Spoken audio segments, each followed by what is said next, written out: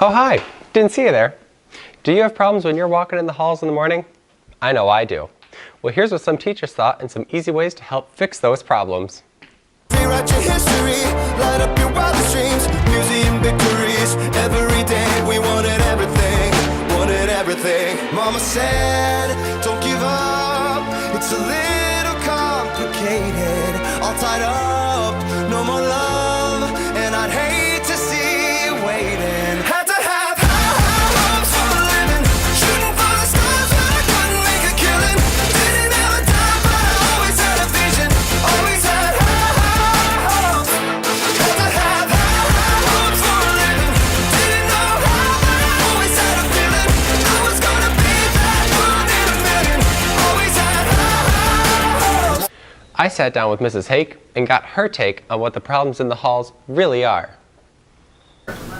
Well, Tim, I'm really glad you asked me that because I think that kids just have their faces and heads in their phones, so they don't even look up. They're just running into each other. I mean, it's like the Wild Wild West in the hallways. Like, there's no control over anything. They just are looking at their phones, busy Snapchatting or texting or messaging. I don't really know what they're doing, but I think they just need to look up and make sure they don't run into people. I sat down with Mr. Mashi, a hall monitor, and here's what he thought the problems were. I think the biggest problem is that during the morning hall passing time, people tend to just walk in packs, in clumps, and keep walking around in circles for about 20 minutes, and that congests the halls.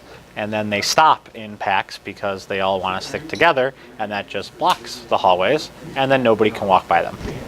Finally, I sat down with Mr. K, and he shared his experience that he had in the halls.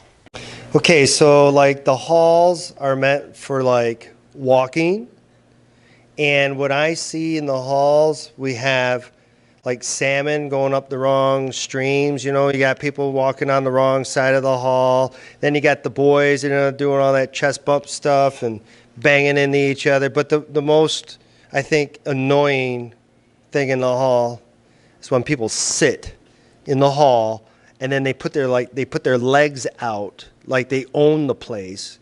And then like people have to go around them and they're just being rude.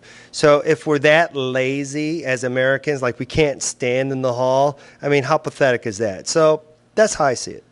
Remember these tips the next time you're walking in the morning to make everyone's morning just a little bit better.